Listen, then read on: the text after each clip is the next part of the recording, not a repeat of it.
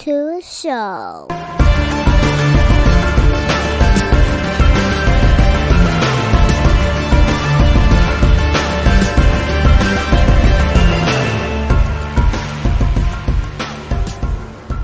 What's going on, everybody? Welcome back to another episode of Off the Mats Podcast.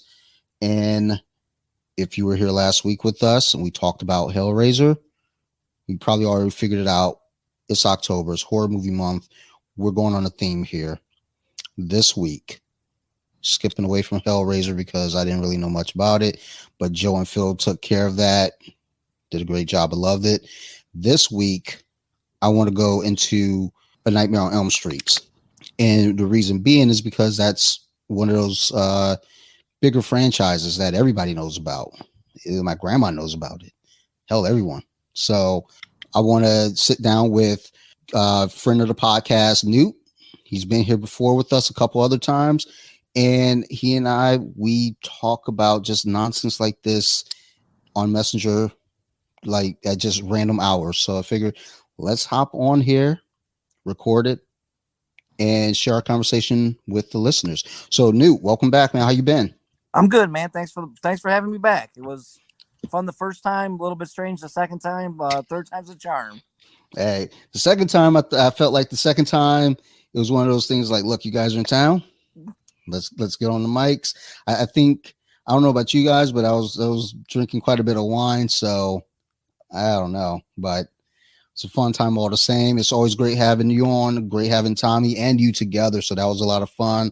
I got you back here for this one, though. And like I said, we're going to talk about A Nightmare on Elm Street. More specific, I want to talk about really the first one, the original, and then the remake that took place, I want to say in 2013. It's funny, it's on in the background, but 2010. Then what the fuck was 2013? Probably Friday the 13th, I think. Which I'm not, that's going to be a next week episode, but we're not talking about the remake at all. I watched the Nightmare remake the first time. I didn't like it. Then I watched it another time and I was like, oh, you know what? I didn't give it a fair shot. So there is a little bit more respect for it now after having watched it a couple more times. But one of the things I mentioned to you before we got recording, just talking about the original versus the remake, is how an original, they just kind of jumped into the story with Freddy and they talked about his past, and you just get kind of a shadow of a backstory for him. Whereas in the reboots, as I'm actually looking at the scene right now, they're showing like a full blown, like he's interacting with the kids, and like the mom's telling the story. You kids were his life. He loved you guys, but Nancy, you were his favorite. How do you feel about stories giving more depth to the villain? I think if you watch this movie as a movie itself, as opposed to a remake, the background story is important so you know where they're coming from. With Freddy especially, because you don't know why this is happening to these kids, and with this kind of back flashes and the backstory, I think you kind of get it. When I watched it the first time, I don't think, like, I got that they were giving that backstory, but it just didn't click for me that way. I think because immediately when I saw that, my first thought was, oh wow, now we're going to make the perpetrator the victim. And that's before they kind of went deeper into it. Then it turned out like, oh no, that's not at all what they're doing. They pulled a fast one. They really are showing that this dude is a monster. Whereas in the original one, they just kind of really, I think with all those classic horror movies, Halloween and Nightmare on Elm Street being the bigger examples, where it's like in Halloween, Michael Myers was just a being of pure evil. And he didn't even have a name. They just call him the Shape. And then in A Nightmare on Elm Street, Freddy was just this horrible person who was torturing the kids. He was, obviously, tortured by the parents. So his whole thing was, I'm coming back to get you.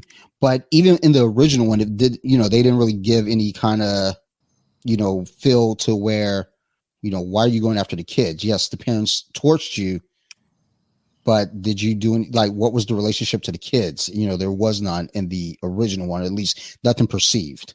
What I liked about the two of them is with the original, it was kind of like the revenge factor, because you didn't know what was happening and why it was happening until the mother, and I'll get to her later on, kind of with the story that she told.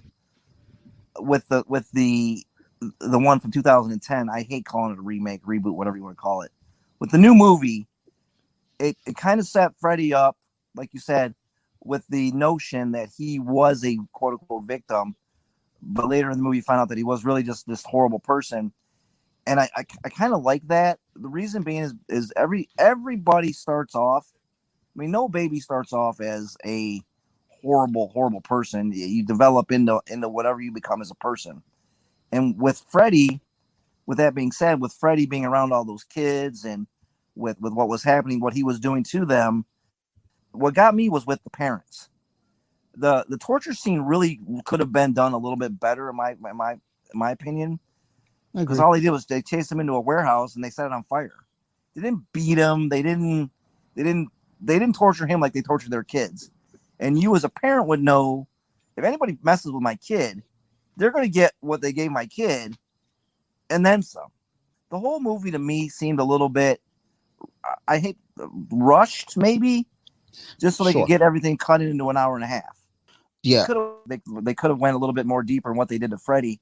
But as far as the characters go, as the kids, the between the first and the second one, the Nancy, I actually like the Nancy in the second one better than the first one, because she was a little bit more of a loner, a little bit more of a, there's something kind of off with her, but she didn't know what, and it took her a little bit to figure it out that, hey, my mom, the parents did this. And that's kind of where I'm at with who I am as a person. It's kind of like a parallel. I'm kind of a loner. My parents were trying to protect me from the evil that happened to me when I was a kid that they blocked out for some reason. Because I know if something happened to me as a child, I mean, I'm 51 years old. I still remember. Nightmares that I've had when I was 3 years old. Things that kind of, flash back in your head in a memory, and those kids were completely brainwashed to where they were like, none of them remembered. Hell, they didn't even remember going to kindergarten together.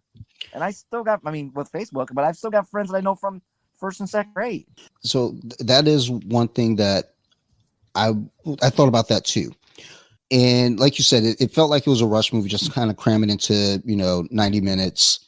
I get that, because that was my initial feeling too. I was like, this doesn't, it feels like they could have put a little bit more into it.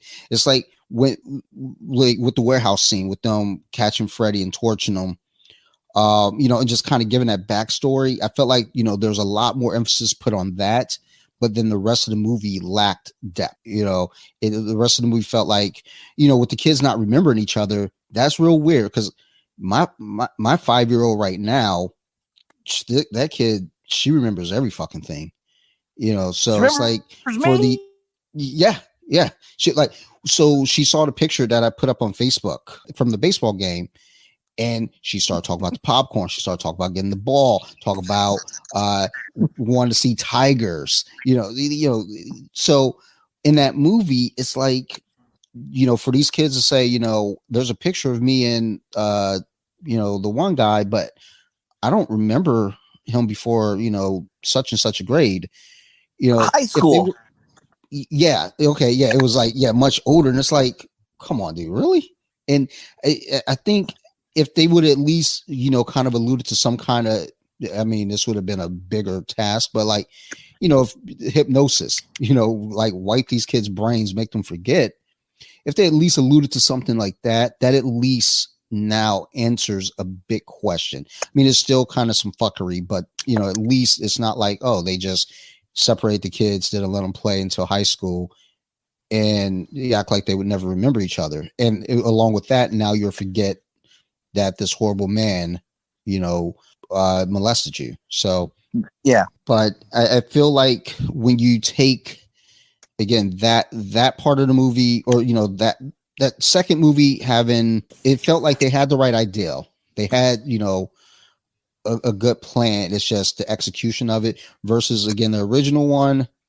I think it was just like, look, let's just throw it all out there on the table and let's give them what we can. And even with the original one, you know, you still get into this thing of these kids are being haunted, these kids are being tortured, but for what? And again, the parents, you know, they caught Fred Krueger, they tortured him and burned him, but you know, there was still no real explanation as to, okay, but he's coming after you kids. And you know, we almost kind of have a similar thing where it's like, well, did something happen to them and they not remembered? So within both of these movies, there is a big gap in memory as to what Fred Krueger did to the kids and then him being captured and, you know, torched. With the first one to me, I watched the first one last night. And I had to basically remember me at 13 watching that movie and me at 51 watching that movie and seeing the differences of, holy shit, this is what's going on. And then I'm like, oh, okay. Now I know what the parents went through. And that's when I started questioning, well, why didn't they just fuck this guy up a little bit more? And you're right. There was no like, I'm going to get revenge on you and your children until later on in the series when you kind of went and deeper into the Freddy Krueger character down the line. But for the first movie, it was kind of, in both of them, it was kind of like, let's just throw shit on a wall, see what sticks.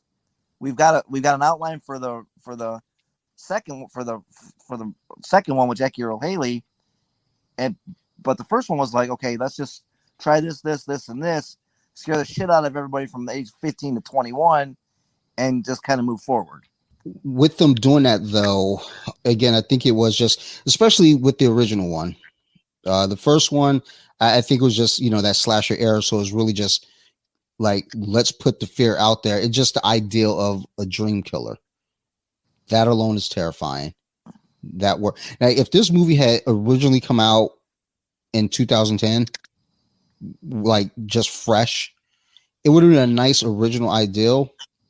But I don't know that it would have had the effect that the first one had, like just, especially just as Freddy Krueger became this larger than life pop icon over the years versus now, like really now, if I went to my gym, with most of the people who do jiu-jitsu there, I want to say between, let's say 22 and 30.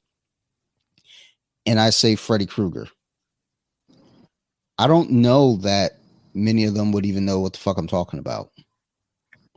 I think they would. I think they would know what Freddy Krueger is, but they wouldn't know. Like I would say that they probably haven't seen the movies. Like the closer into the 22, like the younger ones, like the ones in their 30s, more than likely, yes. One of my previous guests, actually, they're younger.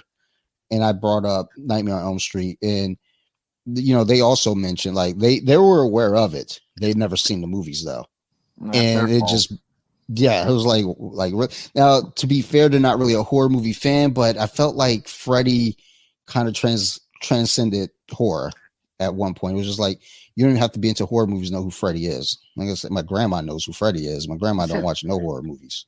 When the Fresh Prince makes a song about you, yeah. That's a little bit, you know. It's a great song, by the way. I love it. I love the music. The music from the first one is way better, just because it's more eerie. Mm-hmm. But the music from the second one, from the new one, is more of a heavy metal vibe. It's more of a gritty. That's kind of what I liked about the second one. It was more gritty. It was more. Yeah. There was more to it than just, oh, I'm having a bad dream and there's a guy killed me in a dream. This is the boiler room scene.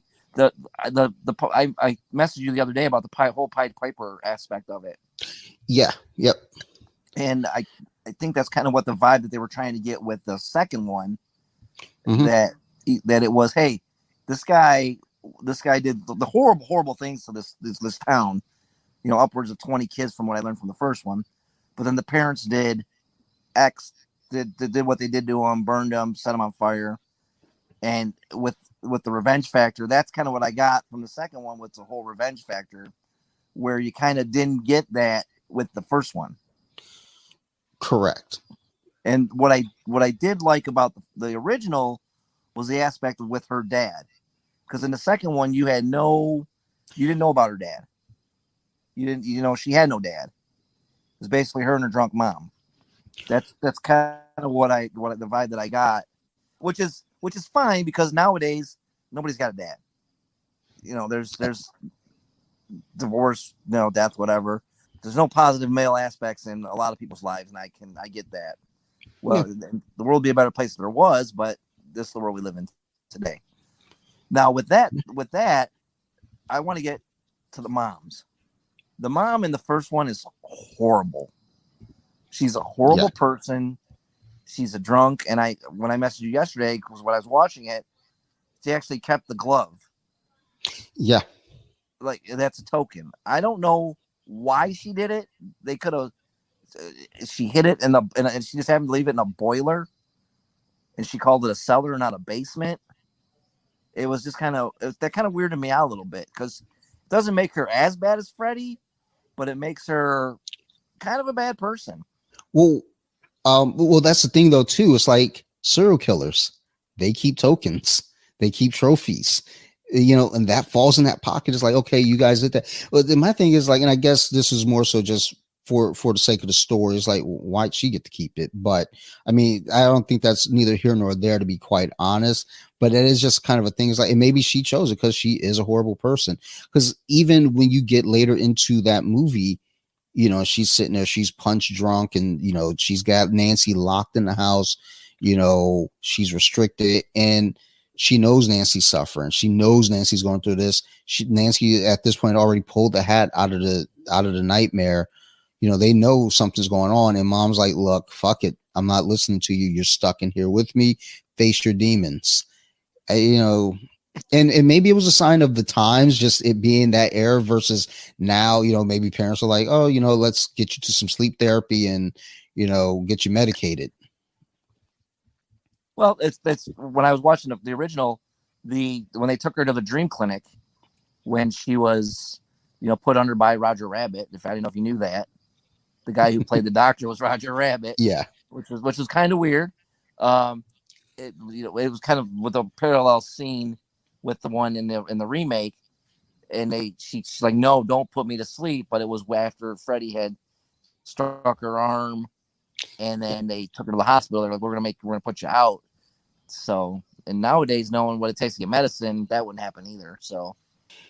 I feel like when we look at the parenting from the first one, like you said, having the dad in that aspect too, I felt like just there were pieces of the first one that just felt like I said, watching that movie, I felt like there was something bigger going on. Actually, I transitioned. I put that on.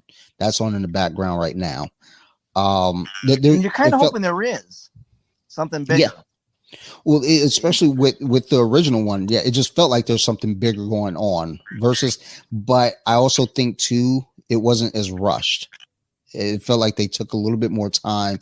There's some pieces that were a little out of sort, but not so much that really were glaring, but it felt like a complete movie. Yeah, until the end. Well, then they filmed 3 or 4 different endings, and then they went with the one that Wes Craven, I don't think he wanted that one originally. I think they wanted, I think he wanted to be a final end, like no thought or hope that there'll be more. He just wanted to stop. Yeah. And they shouldn't have. Well, sequel. I know for a fact that he didn't want a sequel, but like you said, a cash grab's a cash grab. Well, I mean, it was that era too. It was coming. So, and I mean, what came of the Nightmare on Elm Street franchise and Freddy Krueger period, that's exactly what you got. It was a huge cash grab. Like I said, Freddy Krueger became a pop icon. Fresh Prince has got a song, Nightmare on My Street. He like had the Nightmare on Elm Street TV series, which was not, I didn't enjoy it. I only remember 1 episode, but I know there are more. But and a 900 number. Yeah, and the 900 number. Yeah, wow. Kids are jacking up $500 phone bills to talk to Freddy Krueger on a recorded line. Yeah, I mean, what Wes Craven didn't want from all of this is exactly what came from all of this. And I think he didn't get back involved with it again until Freddy's or Wes Craven's New Nightmare, right? New Nightmare, the New Nightmare, yeah.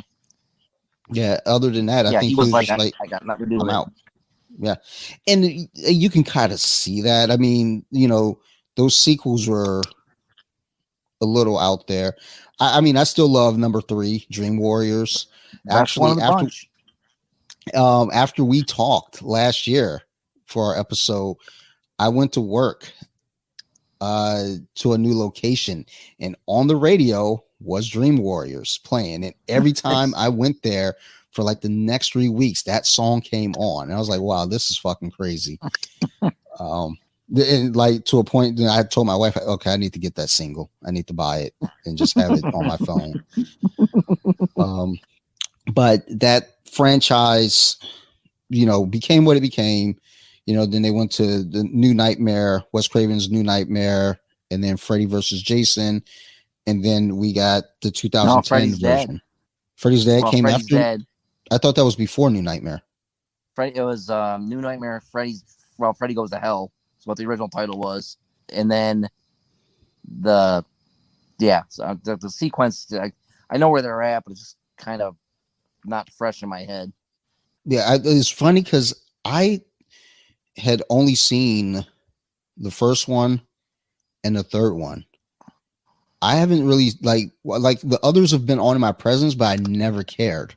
It's like I would watch them, but I wouldn't like pay attention. I grab a comic book while it's on because I just watched number 4 last year and just sat there and watched it. And I was like, holy shit, this is really bad. It's like, and then I was like, I tried to watch number 5. I think that was The Dream Child, and I was like, holy shit, why am I even? It's like, yeah, it's like each one I was asking myself, like, why are you doing this to yourself? But again, number 3, it's like number 3 was kind of that sweet spot where it had enough scary and serious to it, but just the right amount of Freddy personality as well. So it wasn't overpowering. I think that's where Freddy kind of got his legs with Dream Warriors. 1 and 2. 2 is, I really liked 2 because of the story. Like Freddy wanted to get out and get to that kid and take over his soul. I really like that. And it's the first one without really a final girl, it's just with I liked 1 and 2, and 3 was great. 3 was a great movie, great story, and that's where Freddy got his legs as a character. You could kind of tell in the first one that Freddy was this evil being that had a purpose to gain his revenge, and then with the second one, with him being in the same house with kind of still there, so this presence still being in that house, with the scene, I'll tell you, the scene that still gets me, man, is when at that pool party in the second one, when he's like, "You're all my children now." That's when it became everybody, not just the kids on Elm Street. Everybody, I'm gonna get you all.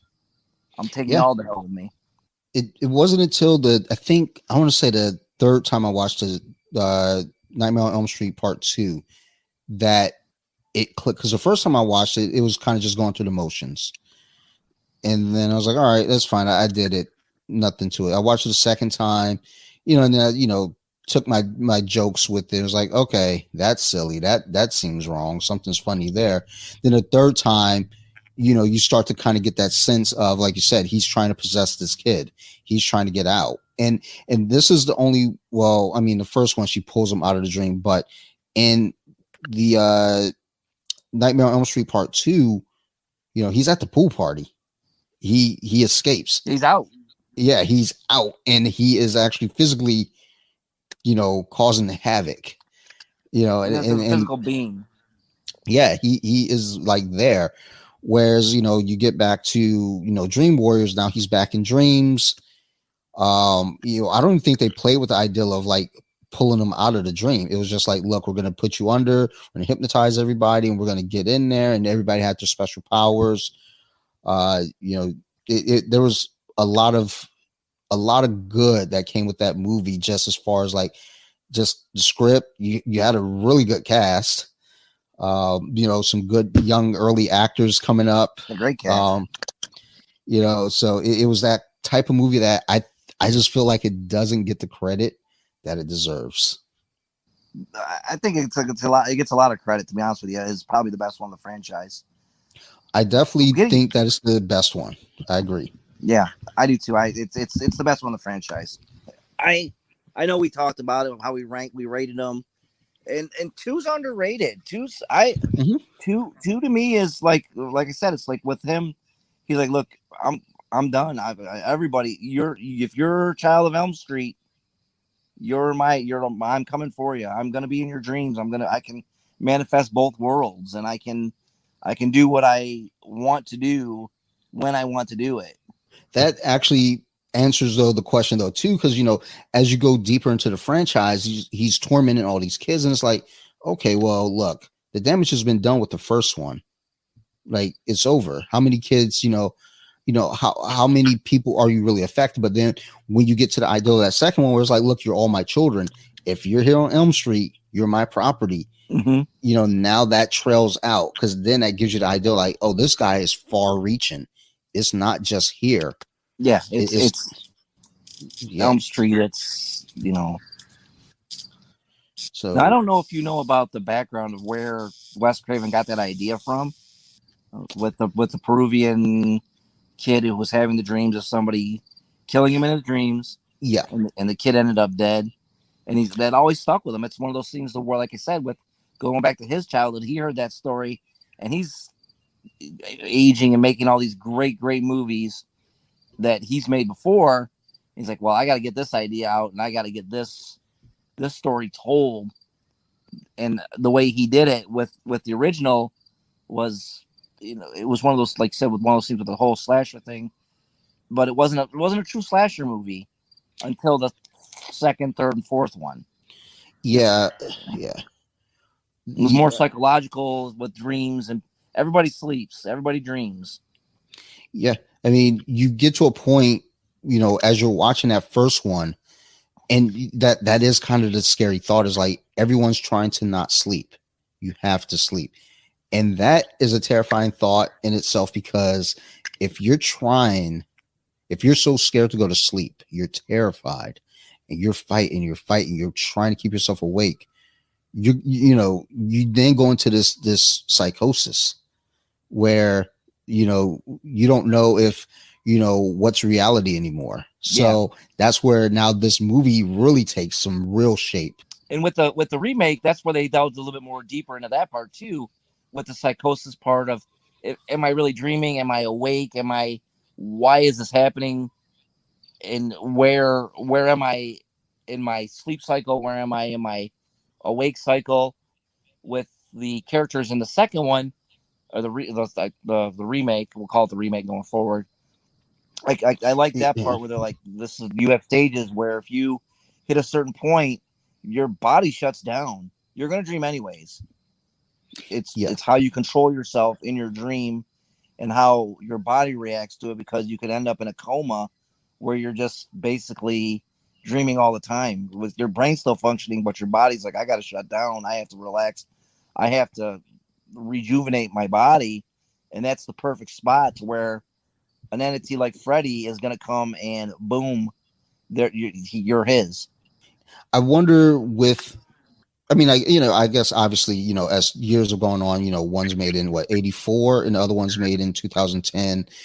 Obviously science and technology has come a long way with what we know about sleep therapy and what happens with dreams and whatnot. So, they had a lot more to work with in that 2010 version, which, is good. It's good because, that's again where I felt like some of the movie lacked some depth. They did add other parts that gave it a little bit more sauce, where you didn't get those pieces in the first one.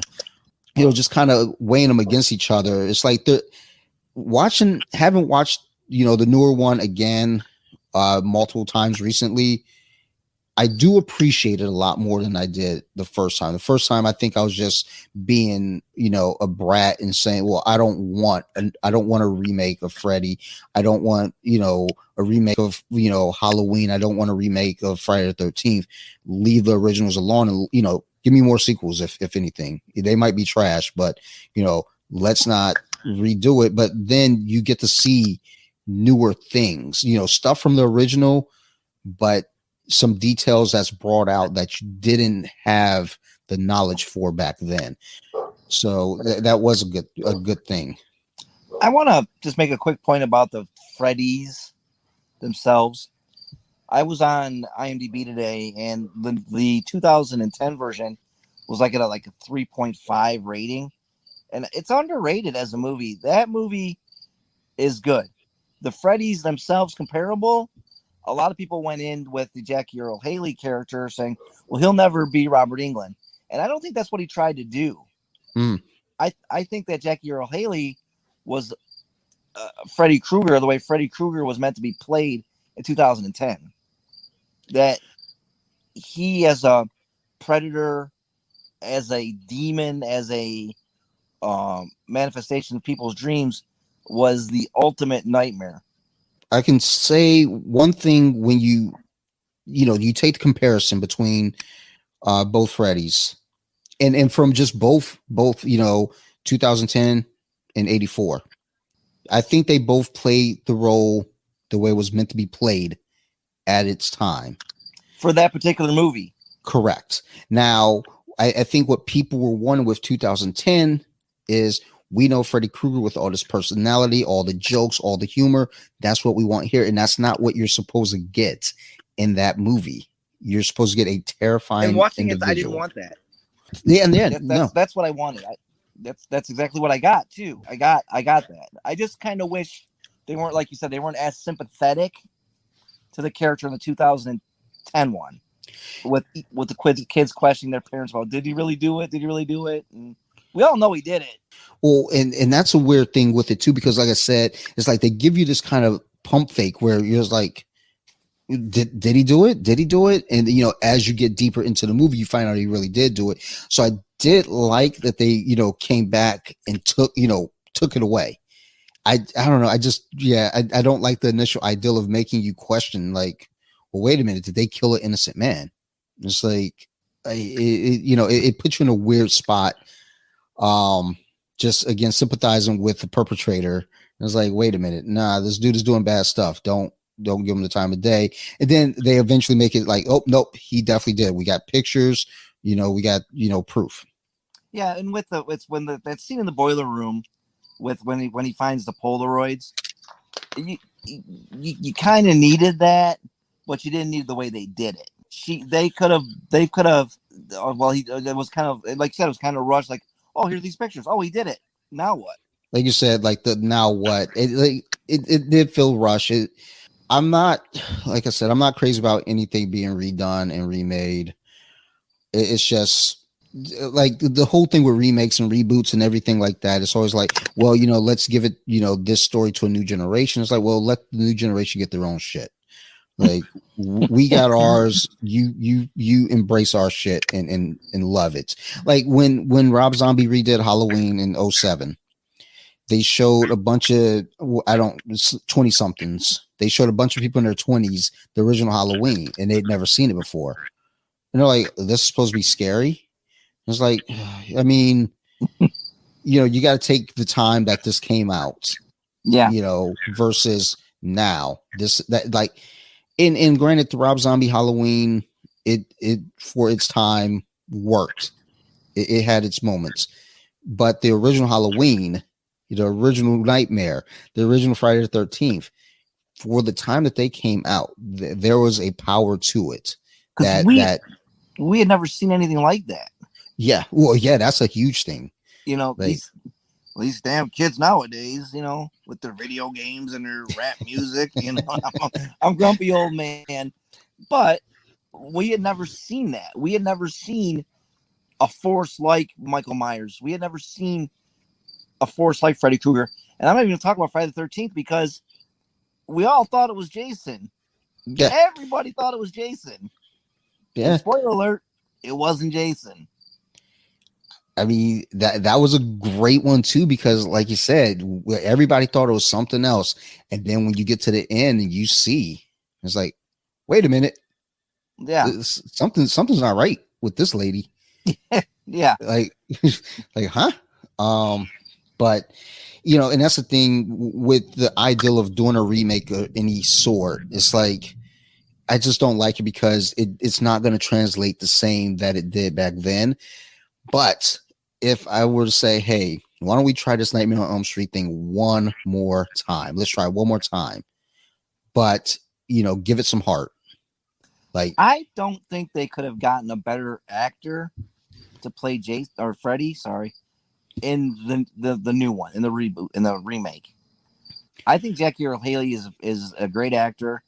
Mm-hmm. He's played some weird characters with Watchmen. I mean, hell, even going back to Kelly Leak and the Little Bad News Bears. And I don't know if you've seen this movie. It's kind of like Stuff for the Little Children, I think it's called, where he actually played a pedophile. I'm not seeing And it. it's got a couple scenes in it to where you're like, wow, did I really just need to see that? But it's got the chick from Titanic in it. It's kind of a mushy love story with like a backstory where he plays like a sex offender. I'll DM you the title of it. You can kind of watch it. Just watch the parts he's in, because you can see that this character that he's got a lot of Freddy Krueger in him, and it's kind of where he reaches a point to where there's a couple crazy parts in it where you're like, man, that doesn't go with the story, but this is pretty freaking awesome. And I don't know if you know this backstory with Jackie Earle Haley and Johnny Depp. Do you know about that? I heard something about it. He originally auditioned for Nightmare on Elm Street, the original. Yeah. And he took his pal Johnny Depp with him. And Johnny Depp got the part and he didn't. So it kind of came full circle to finally got to play Freddy Krueger in Nightmare on Elm Street. And I don't think they could have got a better actor to play it. I saw today, I was doing a little research today, and it's 6 hours in the chair to do the makeup. And they finally got it down to about 3 hours. And so in 6 hours, you become that character. I mean, you sit for 6 hours anywhere, you're going to get angry. You can get a little bit pissy. You're going to get hungry. And you can kind of put yourself into the character to where you don't like these kids, because this is the reason why you sat for 6 hours. Yeah. I mean, and that's the thing with acting is, or having just a good actor in a role. It's like, when you get someone, we always tip our hats to Christian Bale and Daniel Day-Lewis and really jumping into their roles and going crazy with it, but, again, you get someone that, they'll do not even necessarily do their homework, do their research, but, they have to channel it. Like even with pro wrestling, like Chris Jericho, hearing a story about him being in the elevator with the dad and the son, and the kid was a fan. And the kid asked Chris Jericho for an autograph, and Chris said no. And he explained, like, look, the reason I said no is because I am a heel. And if I give this kid an autograph, he's going to go back to school. Yeah. Tell all his friends that Chris Jericho's a hell of a guy. Yep. The next thing you know, he's like, oh my God, Chris Jericho's a face. Yep. So, like kind of carrying on, like just, when you're playing a role of any sort and you stay in that character, like you said, sitting in that chair for 6 hours, you're starting to get angry. You're starting to get frustrated. You're annoyed. Hungry. Yeah. You only have so many milkshakes, I want some food. And he was talking about being in the chair and he get all the makeup on, and then they had to put the contacts in. And the contacts were oversized, hurt his eyes. You couldn't see, and it just put him in a place to where he's like, man, I just gotta get through this to get this done, because it's my job, but I don't have to like doing it. I can be this person that they want me to be, and it showed it, and he showed it very well, and I think he's he got maligned for it because he wasn't Robert Englund being the funny guy. Yeah, that's a dangerous thing when you have an iconic character played by one person for so many years. So now you step into those shoes, and that's what they want. But I think again, what people wanted was Freddy after number 3. They wanted that jokester. They wanted the guy wearing the sunglasses, the guy wearing the tuxedo. They wanted the quick, quips. That and again for this movie, that can't exist. He has to be terrifying. He has to be stoic, because otherwise, no one's going to take it serious. Yeah, and I don't think that I think that the remake is on par with the original. There's 2 scenes that really kind of got to me. The tub scene in both movies, and I messaged you yesterday about this. The tub scene in the first one, when Nancy falls asleep and the glove comes out, that is one of those scenes where you're like, wow, man, she's asleep because Freddy's there. But number one, who takes a bubble bath at 16? To where it's just one of those. It was kind of like one of those things. Like, let's put her in a bubble bath. Let's have her pull her down. And in the remake, when she went to basically the same scene, and it's the I'm your boyfriend part. I don't know if you remember the first one when he comes to the phone and he sticks his tongue in her mouth. Mm-hmm. The second one when they played that part when he went after her boyfriend in the boiler room this time, and he's right up next to her, and he's in her ear and he's in her face, and he's like, "I'm your boyfriend now." There was no. It was just kind of like, man, this is nuts. So, as crazy as the tongue coming through the phone was, the effect was great, but just the psychological part of him being like right next to her, and just kind of like, I'm your boyfriend now. That got me, man. It was like when we were watching it the other night, I pointed out to my wife, in the remake, and I was like, it clicked in my head. I was like, oh yeah, that's from the first one. But in the first one, it was through the phone. He kisses her, says, "I'm your boyfriend now, Nancy." Funny enough, right now, as the movie's playing in the background, the bathtub scene just happened. The mom just walked in, woke her up, told her don't fall asleep in the tub, or don't drown. Okay. So, now she just got pulled under. But yeah, there are the parallels, between the movie. It still gives it its life, but I do like how the newer one is its own thing still, because a lot of remakes that is kind of the ideal with a new director coming in. They you want to make it your own thing. Like, what was it? Psycho.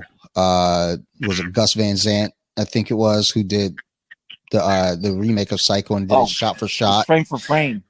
Yeah, it's like, Jesus Christ, dude. Like, make it your own. Like, and I don't mean with like Vince Vaughn and Anne Heche. Yeah, if you're gonna do an iconic movie like Psycho, like the Elm Streets, make it your own. Make it something that nobody's seen, that you can compare the two, and sit on a podcast on, and talk to a pal and be like, okay, this is what I saw. What did you see? And with the original one, there's a lot of parallels too, and I get Wes Craven. I can see a lot of the Wes Craven now from the movies that he's made since the original Nightmare on Elm Street, like Scream. There's a part where when Johnny Depp sneaks through Nancy's window, just like Scream, it's kind of like I can see it, and I think I don't know if it was more of a homage to Nightmare on Elm Street, or if it was one of those things where it's kind of like a paradox of both these movies are made by the same guy, and he likes this particular scene, like Tarantino and his feet. But sorry, but it's one of those things to where you can kind of see it, and it's even like with the Fred janitor part in Scream, played by Wes Craven.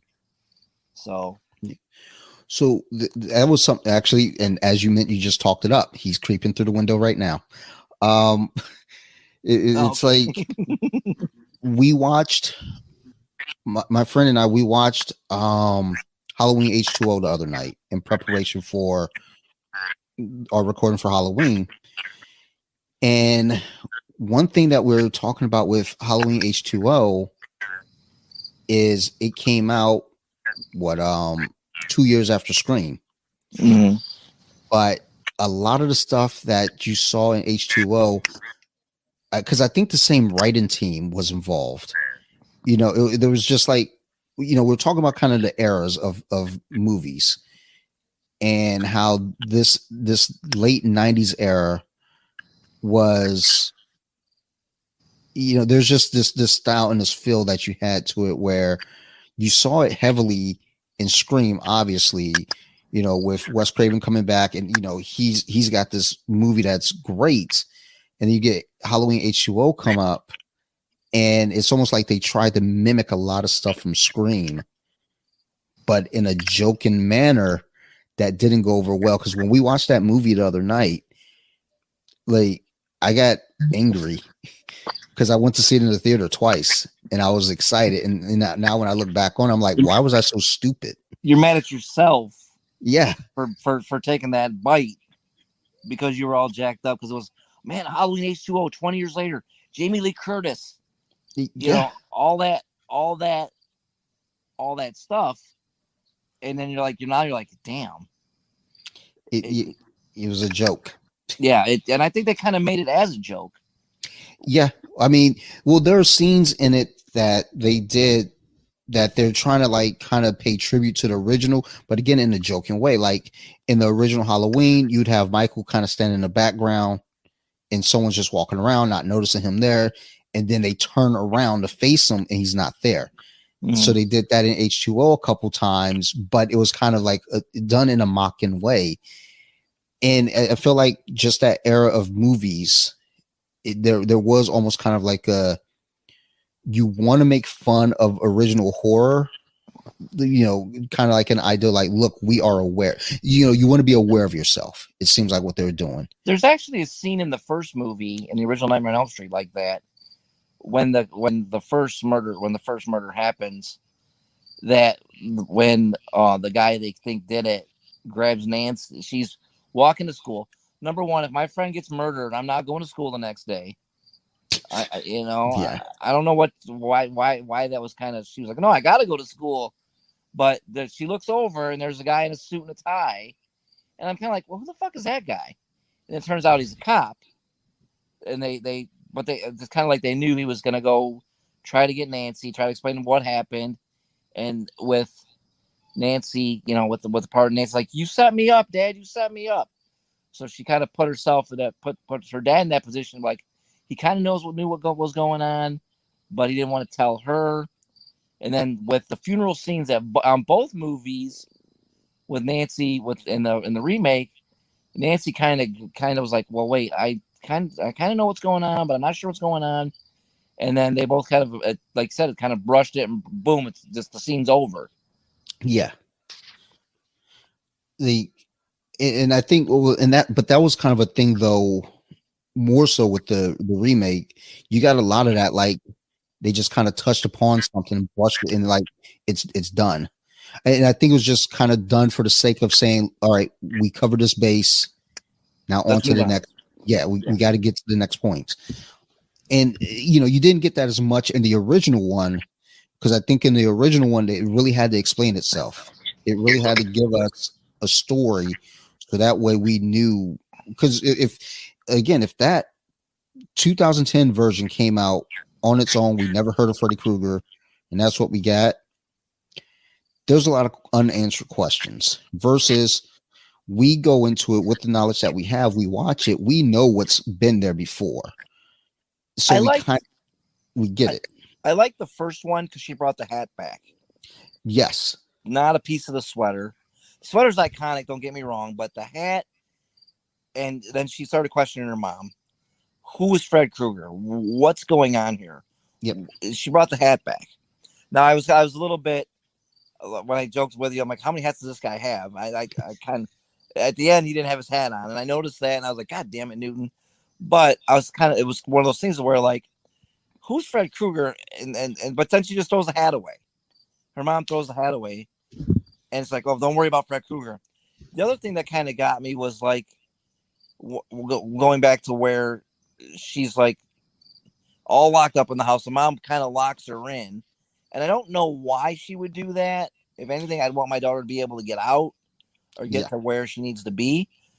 And her mom, like I said, the mom character in the first one was just kind of one of those things to where she was kind of off and kind of not ruin the movie for me, but just kind of looking at the character that Nancy's mom played in the remake was like, man, she's a horrible mother. It just, she locked her in. And then there's a scene on the bridge in the original with her and Johnny Depp where she's learning how to set all these booby traps. Yeah. And what also got me too was set in Ohio.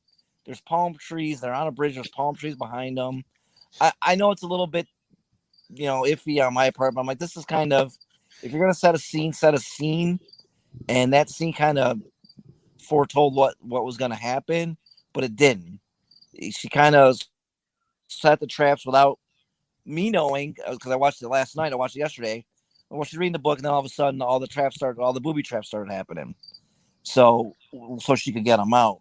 Now, going back to the remake, when she pulled the piece of sweater out, that was to me was like, okay, you can bring them back, but how do you know?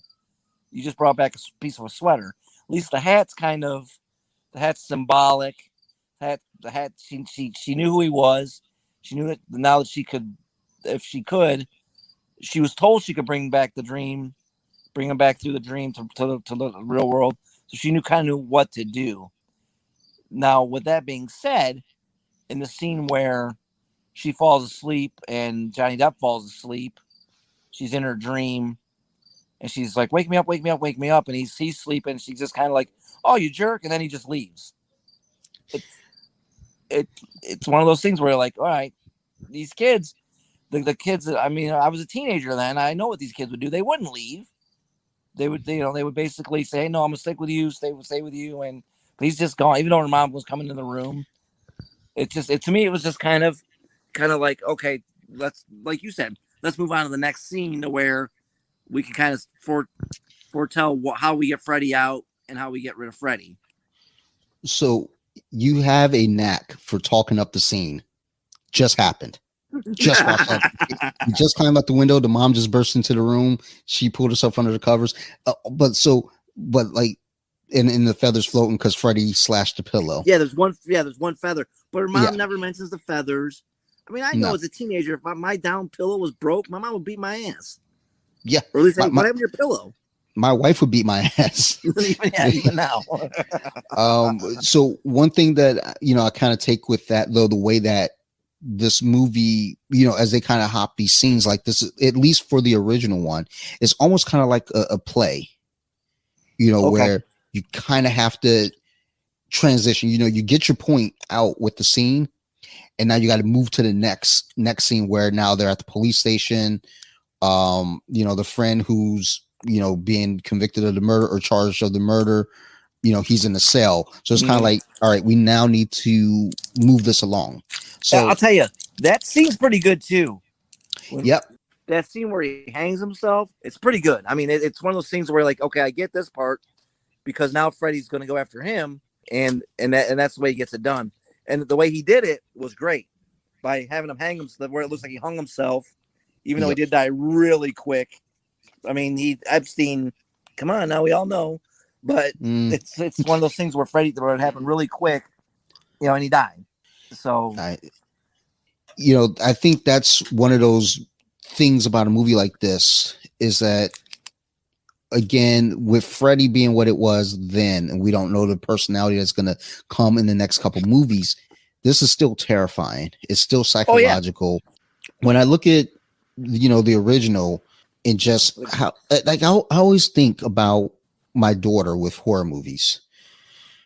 Because one thing I think I'm going to start doing, she's 5, and I think when she's 7, maybe 8, I'm going to start showing her some of the old classics. Like the things that aren't like scary now, but you can understand why they're scary for its time. Like I recently on Shudder watched 13 Ghosts, and it's good. Great movie. It's good, but it's one of those things where it's like I look at it now, it's not scary, but it is really good. And it's like, I can show that to my daughter, not now, but like in a couple years, and you're like, look, you know, this is where we're going to kind of start building this, you know, thing that we do here from August through October is watch horror movies. So you're going to be a part of this. But at what point, you know, well, obviously with Nightmare on Elm Street, you know, you show that to her at a later age, but it's like, it's like, I want to get the reaction. I want to get like that genuine, like, you know, watching that movie and that feeling, you know, when she's like maybe 14 or 15, not when she's 10. I got the, back in the day, they used to have, before HBO, they had on TV. On TV, showed Friday the 13th. I was 10 or 11. I was probably 10 or 11. And I got the talk with my mom. Watch it. It's just a movie. Just remember it's a movie. And that's the way I had it when with every movie. Jump scares are awesome. Jump scares are like, man, they got me. But it's just a movie. So, and start her off. If you want to start her off with a good movie, man, that happened in Costello Meet Frankenstein. Mm-hmm. Yeah. So I think that, you know, stuff like that's good. You know, it's good for her. It's just good for the family period. You know, we try to do movie night. We try to do game night stuff. You know, just trying to do family activities. So, you know, over time, you know, once she's older, you know, we start venturing into horror movies. And I know the listeners out there, I keep forgetting, like, we're just like going about, I keep forgetting that we're actually recording a fucking podcast here. You know, for the listeners, don't judge me. All right. We do horror movies in this house. It used to be all year round. You know, we cut it to August, you know, August, September, October, and like the first week of November, you know, we're trying to get it out of our system. Then we jump into the holidays, I don't know what the fuck, Christmas Elf. movies? Elf. Yeah, Elf, I guess. Yeah, I think we do Elf. We can do a Christmas movie podcast too if you want. We'll talk on that. Let me ask you this though.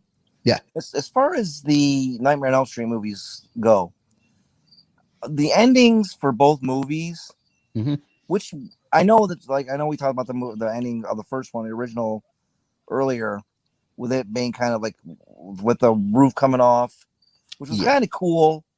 But everybody's alive, everybody, you know, and she's like, "Mom." With that part being said, the ending for the remake was great. I enjoyed the ending to the remake, and I mentioned that to my wife the other night too, because I didn't remember it. Because I think just when I watched it the first time, I was just like, "Get me out of here, I'm done." I'd like just move on. But then once I, you know, went back and revisited, it was like, okay, I got some appreciation for it. I like the ending, like the coming through the mirror, mm-hmm. and just kind of cutting it there. Yeah, we're done. Like no more, and that. I mean, it leaves it in that vein of like, look, the movie's over. We don't need more. Yeah. But if they wanted to, they could, but we don't need more. And I don't think people want a second new one. No. I don't think people need a second new one. Mm-mm. I don't think people needed a second first one, to be honest with you, even though I love the second one. I think that the way that it ended was great.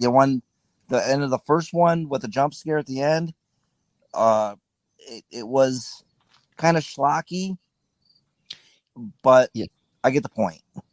Is there video of what? Because I'm pretty certain they said they filmed a few different endings, and the one that they came with was the one that Wes Craven didn't want. Is there video? Do you know if there's video of any of the others? I haven't checked. I haven't seen. I'm sure if you deep dive into YouTube, you can find clips, but I haven't seen it. I know that the audience originally hated the original ending. That for whatever it was, I know they hated it in the test readings, and they loved it. They loved the ending of the first one. The one that I mean, Wes Craven might not have liked it, but the people loved it because it was that one last bam, and I think that's honestly where the final jump scare kind of got its start. I mean, yeah, you could say with Halloween with Michael being missing or gone or whatever, but and maybe Friday the 13th with Jason jumping out, but yeah, I would say that even that one wasn't planned. It was one of those things where we need something to send them home like, God damn, that was awesome, as opposed to just her waking up in a out in the middle of in a canoe.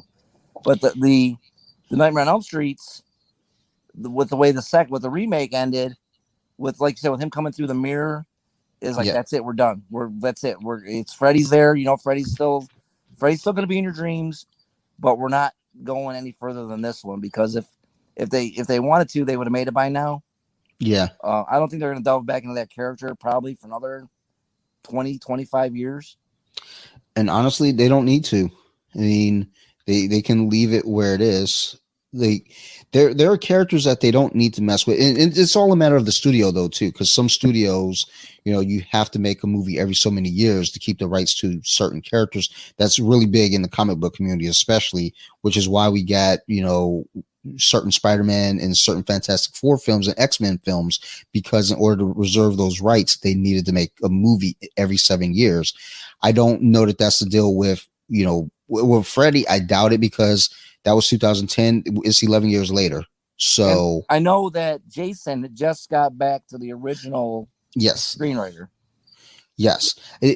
There was a lot of stuff going on with that, because I know there's a game that was scheduled out, and then they couldn't release the game because certain rights were not allowed. And, now the movies, I think there was a hold up on another Friday the 13th reboot that was supposed to be like a found footage style. That was held up because of, the rights.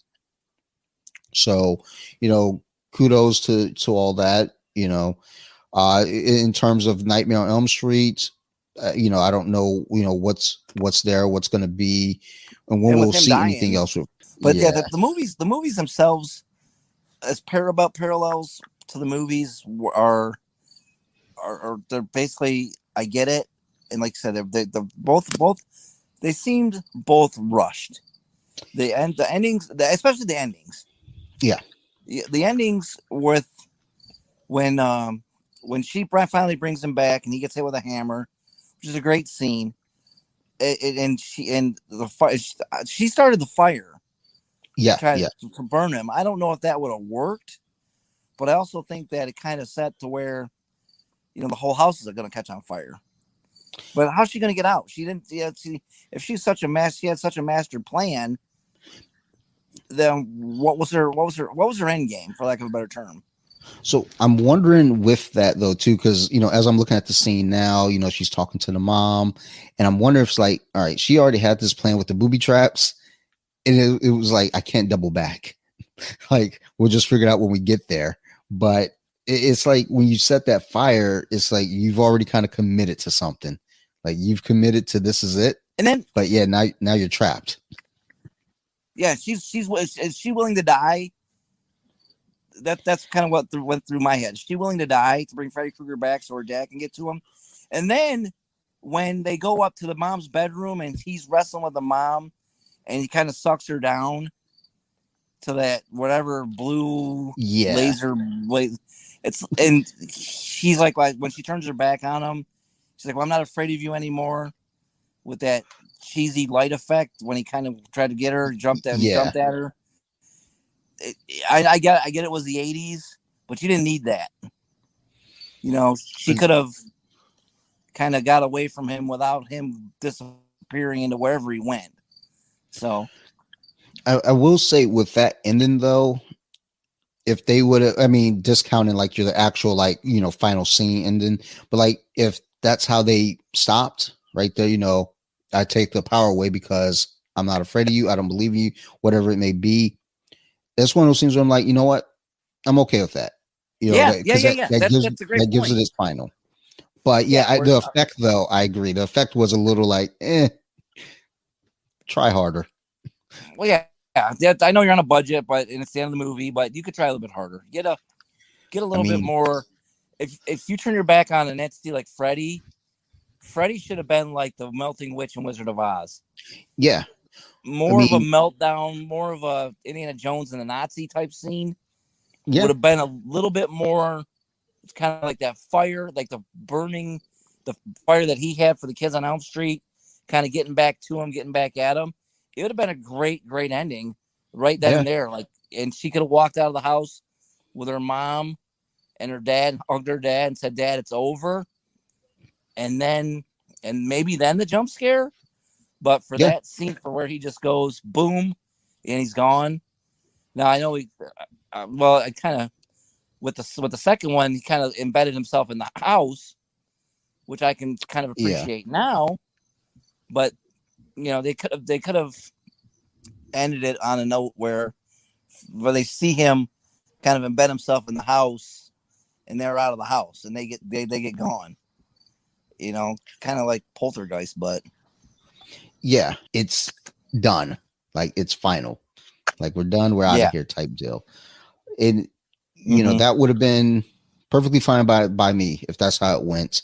And then again, you get your jump scare at the end. That's fine too. I'm okay with the jump scare end because, that especially during that time, that was kind of the style. Give it the jump scare.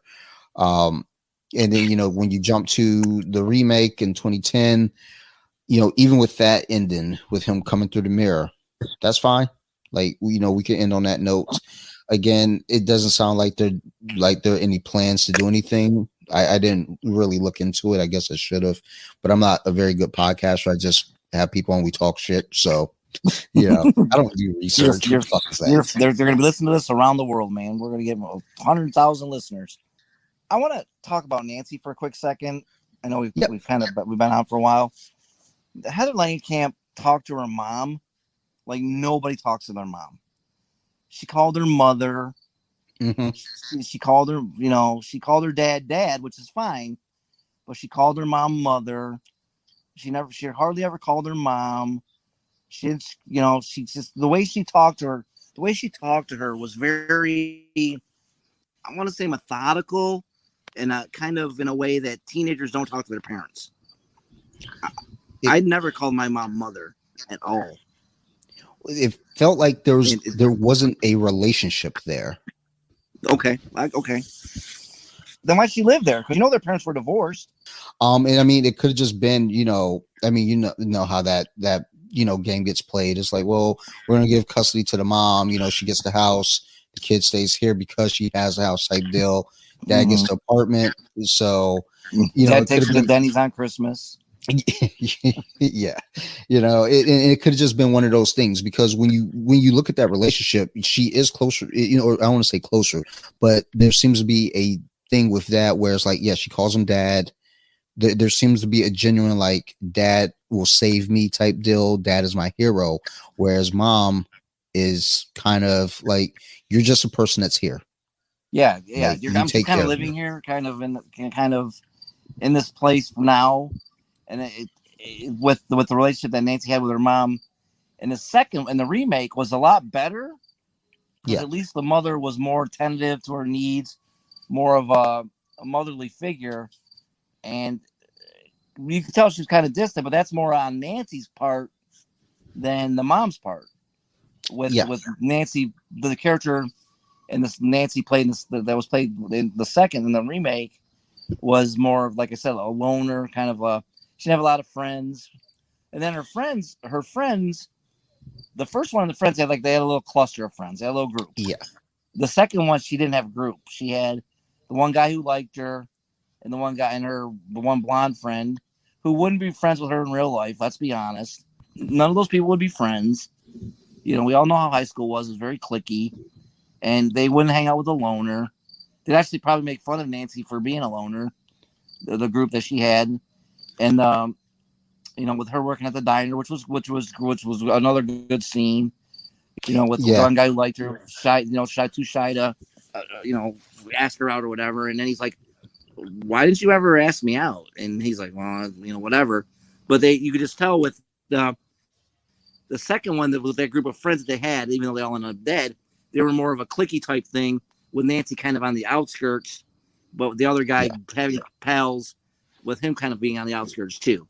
Now, as far as the first one goes, you had the football player, the greaser type guy, the blonde bimbo, and then Nancy, and they were all pals.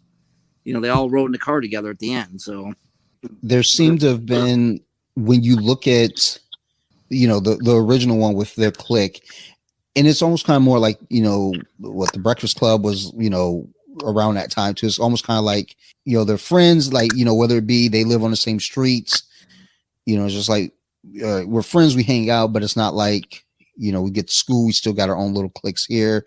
Whereas like you look at the newer one, like you said, there's the one little clique, and then Nancy's kind of on the, on her little island on the outside, but she's still, part of it. Mm-hmm. I think there is stuff to be said about, things like that in those stories, because I feel like those relationships have to be established. Like when you look at Scream, there was that clique, that group of friends, Mm-hmm. and even within that group of friends, you could still tell that there were groups within the group. You had Jamie Kennedy's character, who was the movie freak nerd, Mm-hmm. who they accepted him, but he was still a fucking weirdo. But you're our weirdo. Well, they were all all the guys in the movie were weird in their own ways. Yeah, well, exactly. The only one that was really, sane was the one who got her mom killed. One whose mom was killed. Yeah, Sydney. With the remake, the remake kind of made me think a little bit with the whole boiler room scenes, with Nancy being tormented by her friends, with the Freddy character being the one that I knew when I was 13 or 14, but being reimagined as this being that just kind of was set up to be torture, pedophile, and that's the way I watched it. Now the original I watched as the original, with Freddy being where Freddy came from, with Freddy in their dreams, kind of as a fresh approach to it, because I haven't seen the original in probably 15 years, and it was one of those things where I knew it when it was made, 83, 84, 85, but it was because I kind of gave it a clean slate with as far as production values and stuff like that. But it was one of those movies where if I'm 15 years old, not now, it's not going to scare me, but back then it was, you're like, shit, this is pretty freaking crazy. And that's something I always try to keep in mind with watching any movie, especially, if it's dated, is I try to put myself in the times, because that was the thing when they showed, in 2007, they showed all these kids the original Halloween, and they're like, this is supposed to be scary. It's like, well, I mean, again, you've seen a whole different world compared to what the world saw back then, but also like horror was a different thing back then versus now. I mean, by the time, you get your Halloween in 2007, that reboot, or your remake, you at this point have already had Scream, I Know What You Did Last Summer. You've had, all the Nightmare on Elm Street, all the Friday the 13th, all the other Halloween movies, Hellraisers. You've had all these other movies now where a slasher movie now doesn't have the same effect that it would have had in 78. So, with Nightmare on Elm Street, being in the 80s, that is the same effect then too. And I do appreciate what they did with the remake, because like I said, there was kind of, they didn't try to make it, the Freddy that we know and love. They tried to take it a step back and say, we need to give you a scary Freddy again. We need to make this a character that is, a tormentor, not someone that's going to be, charming. We don't want charming. We want, terrifying. And it works. It did work. It did, and it worked in both movies. Both movies on their own worked. It worked. And you're right. We don't want Sunglasses Freddy. I want Freddy to show up in my dreams, slice me up. He sliced kids, not me personally, but kids. Kids that didn't deserve, kind of didn't deserve what they were going through, but kind of earned it from what their parents did to him. And like I said, going back to the making the soft spot for the killers, people don't go to movies now or then to see Nancy. Yeah. They went to go see Nancy get killed. And that's where it kind of sets the point for where with the second one, I want to know why, where, and when Nancy got to where he was You're my favorite. You're my favorite Yeah. girl. You're the one. All the other ones don't matter. You're the one. Come to my special place. Which was creepy, and Yeah. it, as a whole, the remake was as good, if not better, than the first one. And I know I'm going to get a lot of help for saying that, but if you watch it as a horror movie, as a psychological thriller with some slasher aspects, it's way better than the first one. So 2 weeks ago, I would have been in that group saying, "What the fuck are you talking about?" After having watched it twice over the last week, now I'm like, you know what? I get it. I definitely get it now, because when I first saw it again, I did not like it, but I went in with like preconceived Freddy ideals in my mind already, and already expecting this movie to fail. And now I look at it, it's like, no, wait a minute, there's a different story here. And like you said, we have similar characters that we're working with between the two films, with the similar path through and through, but their destinations, it's almost kind of like mirror versions. It's like they're the same, but there's some differences, but at the end of the day, they're still the same thing. Yeah. When I think about, again, with where Nightmare on Elm Street was back then and where it is now as a franchise, as Freddy Krueger as a character, I think this is a character, as long as they do it like they did for the original one and for the remake, as long as they approach that character that way, this can always be a terrifying character. Yeah. But as soon as they start making them funny and full of personality and sass, it's no longer scary. Because in the remake, Freddy had no personality. Freddy was a creepy guy who probably shouldn't have had that job. So was he a groundskeeper? He was a groundskeeper, right? that was playing with the kids? Yeah, it's groundskeeper. Yeah, that's where the glove came from, with his scissors, I guess, to cut weeds or whatever. And he made, they showed him making the glove and everything. But yeah, I mean, it's just one of those things to where and that's why that's kind of like going back with the origination story. I get it now. You kind of know what's going to happen. You're kind of hoping a little bit more, and you got a little bit more with the second one, with the remake, just from them, chasing him down. He got off on a technicality, and then all of a sudden they just show him running through the boiler, running to the factory, and then that's pretty much where it manifested itself. So I don't know what the future is going to be for the Freddy Krueger character in the franchise of the movies. I'm actually with my figures downstairs. I am going to do a horror movie Mount Rushmore. I just need to figure out my fourth one that has some meaning to me. Right now, the ideal is to go with Michael, Jason, Freddy as the obvious three. The fourth one, it's tough for me because I don't have any real connection to Pinhead. I don't particularly care for Chucky. And Ghostface from Scream, I just feel like people connect too much now to Scary Movie.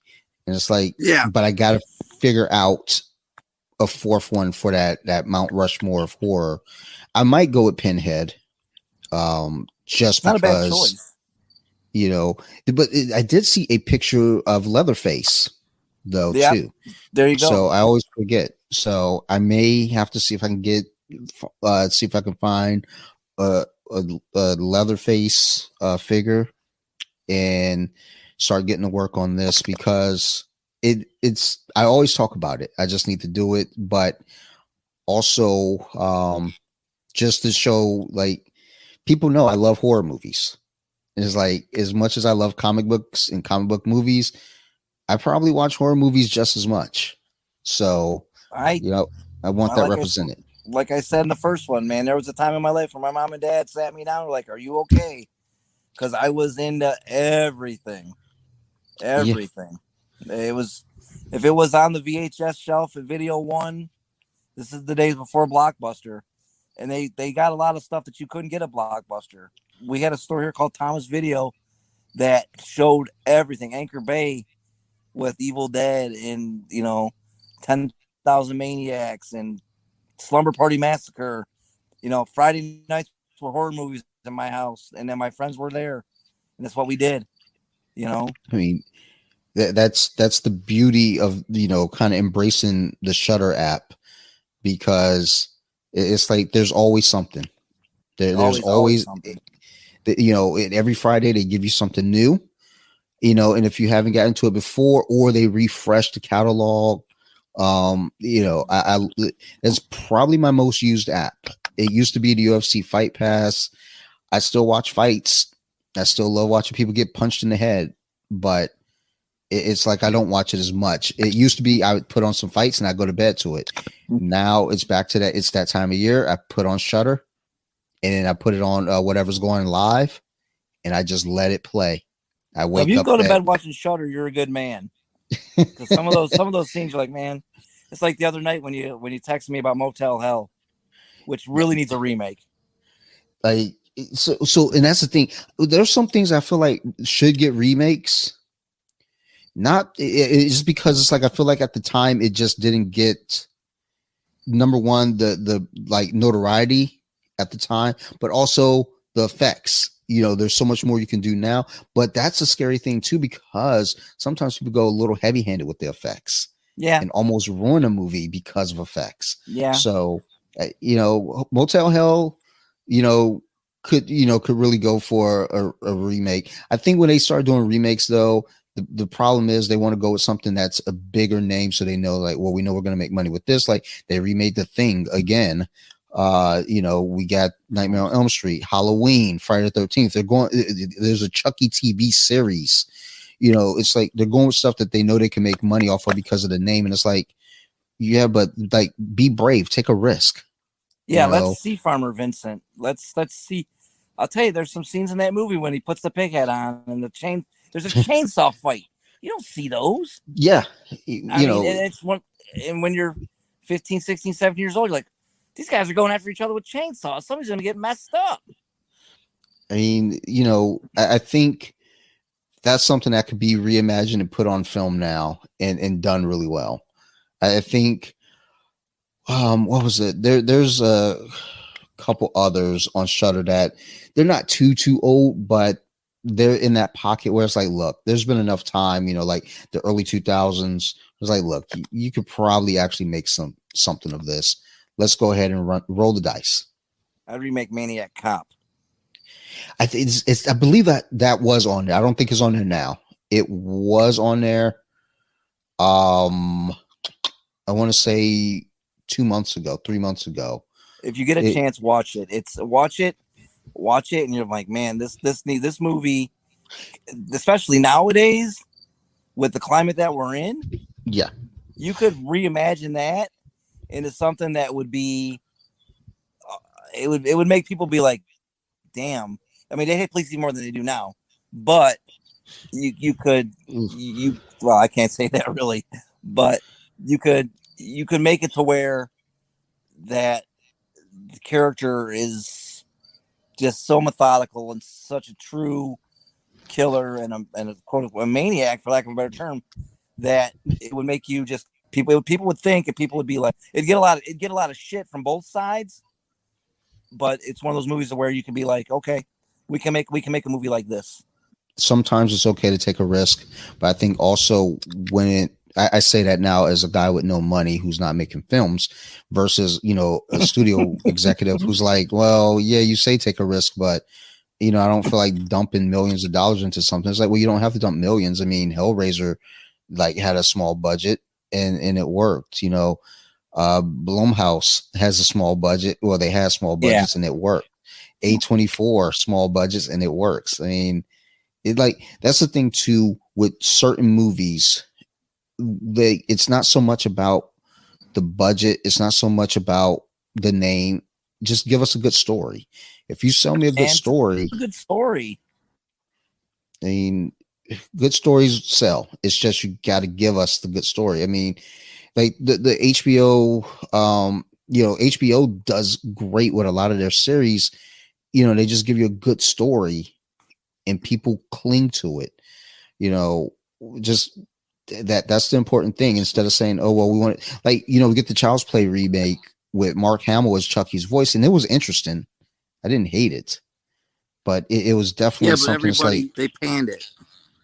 yeah, well, because again, everybody went in with this ideal of, we know what Chucky is, we want that Chucky, but you get this AI thing that is still terrifying in its own right, especially now with everybody having, Alexa and Siri and all the shit, operating our homes. That's fucking terrifying. And people, was like, no, that's not a good movie. It was pretty solid.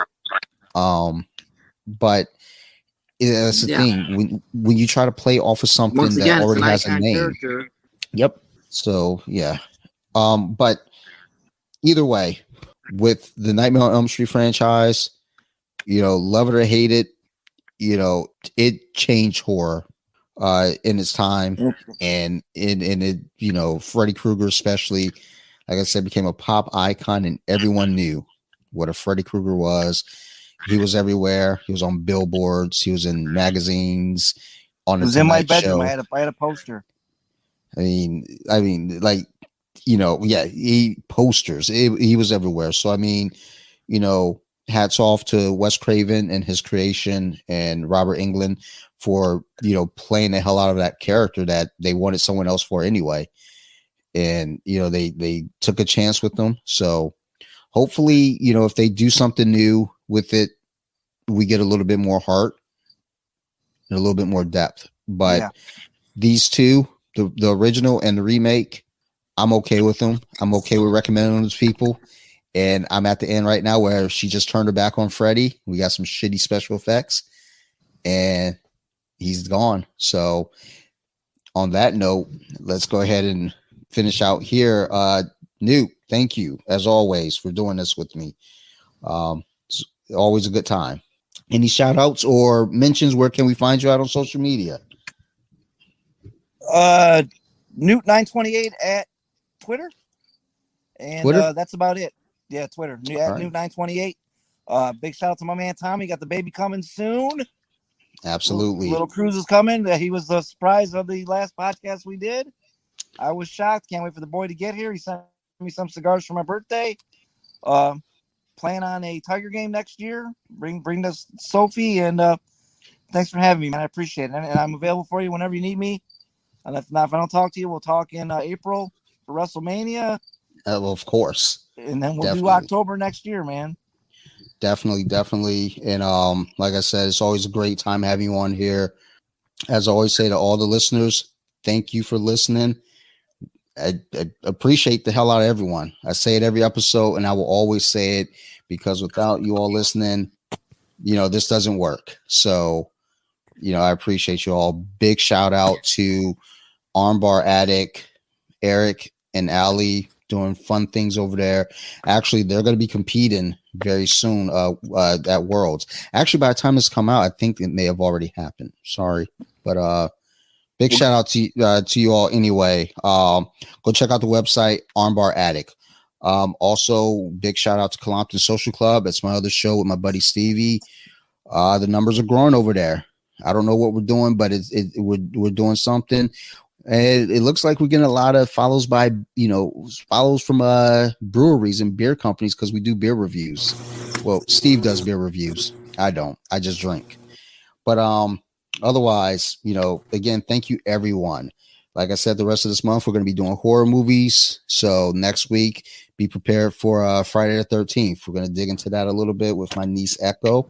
She's going to be coming back. And as usual, if you have any questions, concerns, reach out to me, Off the Mats Podcast on Instagram, bjj.wiki on Instagram. I have a Twitter. I just don't go to it. And email.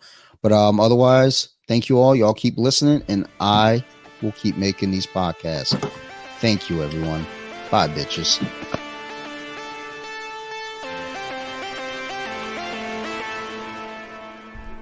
They were it. Now let me sing a song.